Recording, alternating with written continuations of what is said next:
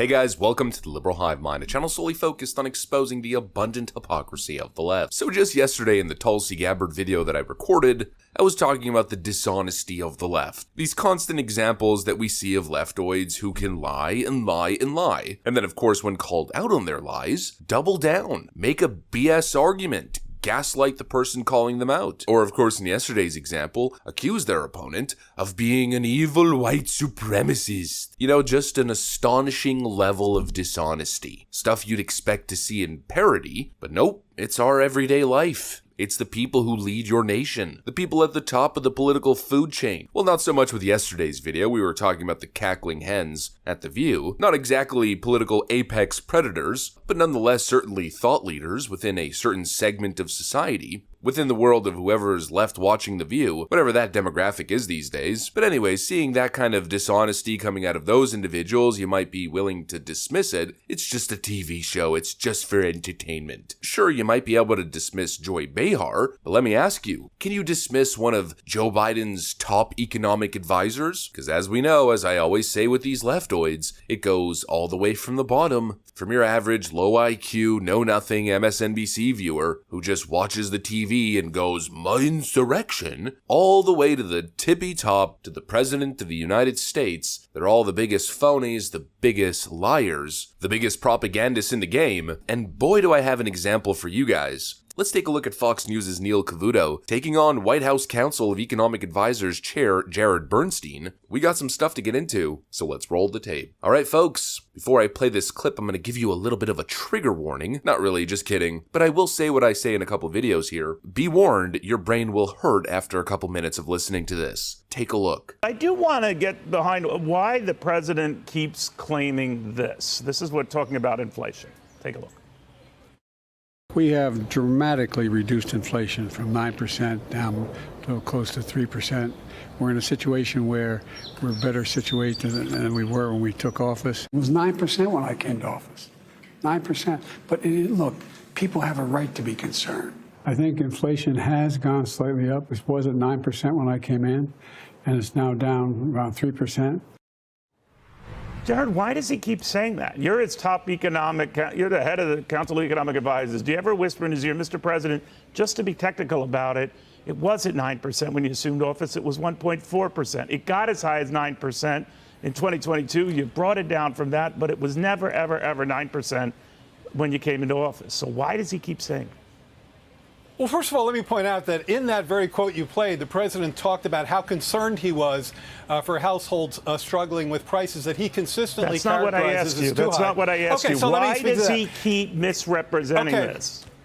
He's making the point that the factors that caused inflation to climb to 9% were in place when he took office. No, I think that's it was not what he said. He said it was at 9%. It would eventually get to 9% a little over a year after that. But the fact of the matter is it wasn't 9%. So if I can't trust him quoting data in real time, why should I believe what he's talking about now? So the annual growth in core inflation in the second quarter of 21 was in fact about 9%. And his point about inflation down 60% off its peak is very much the case. So no, it wasn't. It was not at that. So you're almost as bad as he is. Why can't you just say it was high, it got as high as 9%? You'd be accurate in saying that. And we have now brought it down and we're struggling in around the 3% area. But it's better than it was. But instead, to hang it on his predecessor, that you inherited something that was through the roof when we were in the middle of COVID, it just seems to the American people, whether you're Republican or Democrat, you're lying. You're just lying. Well, hold on. I hear you. The president was making the point that I think is unequivocally true.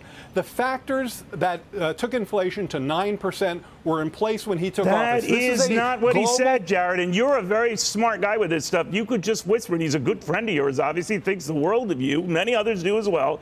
You could have just told him, Chief, I got to tell you, Mr. President, whatever you say, you might even, in fact, call him Joe. That's how close you are. And say, sir, it was not 9%. Stop it with the 9%, because the more you say that, the more people don't believe what you're saying. Look, I think what the American people care most about is It's the fact truth. that The inflation. American people care about truth, Jared. Hold on, Neil. Neil, this only works if you let me talk, okay? You haven't answered my Inflation- question. I've asked it 5 times, five ways. The president was making the point that the factors that caused inflation were in place when he took office, and that's unequivocally true. All right. I take your point, and we can have we can go on all day back and forth on this. I think what matters today is, are we making progress? Wrong, No, it hasn't. Okay? So when I give you this, when I talk about rent growth and grocery and related food costs that are exceeding wage gains, are you saying I just made that up? That I'm reading from the you Bureau of don't Labor think that- Statistics. Is that under your control too? So on a year-over-year basis, wages of middle wage workers went up 0.6% over the past year. I'll put this on Twitter when I get out of here. So that's a fact. And in fact, on a year-over-year basis, wages have been beating prices for, I believe, 14 months running. But I'll make sure that's right when I get back to my office. That's unequivocally All right, on true. the rent thing, and the fact that food costs, related costs, are exceeding the wage growth that Americans are saying. You're saying that is not happening. That Americans' so that's a wages good are point. Americans. You're saying, I want to be clear, is exceeding whatever their costs are that they're enduring, because they would have something else to tell you.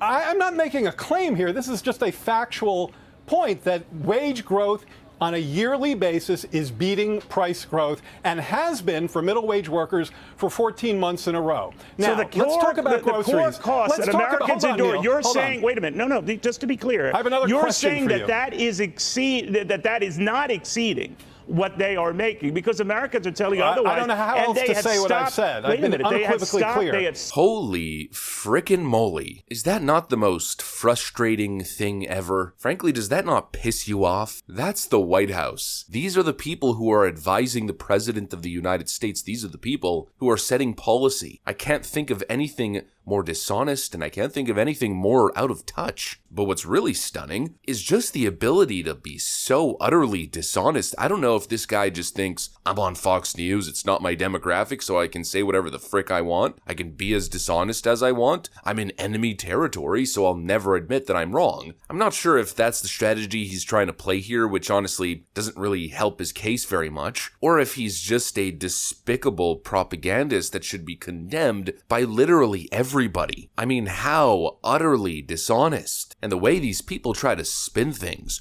well, actually what the president meant was that the factors for inflation were already there before he took office, and so he credits the 9% inflation to the previous administration. What? What kind of dishonest rewriting of history is that? Everybody knows the facts here. You know why we know the facts? Because it's actually pretty recent memory. Time goes by real fast. Feels like it was just yesterday that I was recording videos on these topics, when inflation really started to spike. Here's the thing, before inflation started to tick up, many economists and many economic commentators and political commentators, including myself, were warning about possible inflation. Inflationary spending, pouring fuel on the flames of potential inflation. And specifically what we were talking about was post-pandemic government spending. It had to be reeled back. Of course, government spending went through the roof throughout the pandemic due to all the lockdowns, and really the goal here was to avoid a horrible recession. But when Joe Biden took office, things were starting to calm down a little. The economy was starting to open up, even though Democrats were trying to fight that. Many countries across the globe were returning back to normal, or at least a semblance of normal. And at that point, it was time to stop the subsidies, stop the stimmy checks, stop the out-of-control spending, hopefully bringing spending back to pre-pandemic levels, or at least close to that level. But what did Joe Biden do? Joe Biden has mirrored pandemic spending year after year after year, overspending by trillions of dollars, pumping way too much money, infusing way too much money into the economy, which obviously can only lead to one thing and one thing alone: massive inflation, or as I call it, the most insidious tax known to man. Because what does inflation do? Well, it creates greater wealth disparity. We frickin' called it back then. And right after Joe Biden's reckless, irresponsible spending, what happened? Inflation started to tick up. And then once inflation started to tick, what did Joe Biden do? Well, he passed more bills,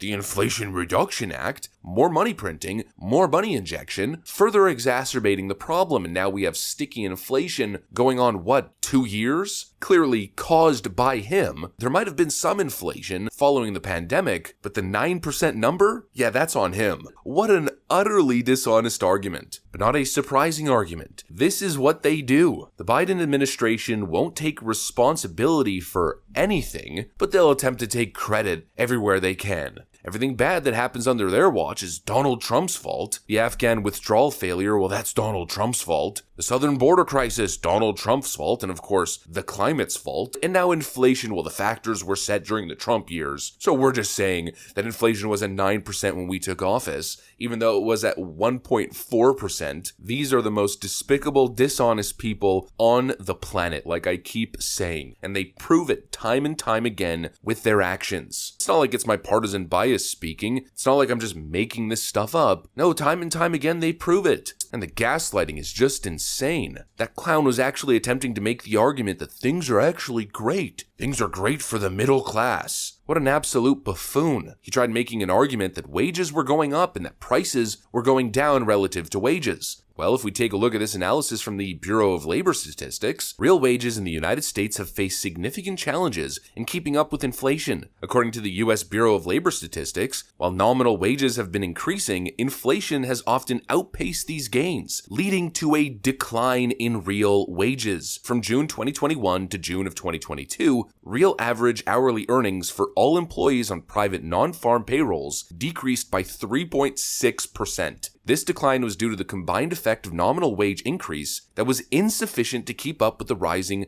consumer price index, resulting in a 4.4% decrease in real average weekly earnings. And now in recent reports, the BLS highlighted that real average hourly earnings decreased by 0.2% from March to April of 2024. This drop was part of a broader trend where the increases in wages were overshadowed by higher inflation rates. In other words, he's a frickin' liar. And it's not me saying it, it's the Bureau of Labor Statistics. Time and time again, these people prove that they simply cannot be trusted. And like I always say, it's yet again another example to add to the frickin' list. A list that at this point is stacking so frickin' high, it's about to make its way to the moon. Anyways, that's what I got for you guys. Thanks for watching, and I'll see you on the next one.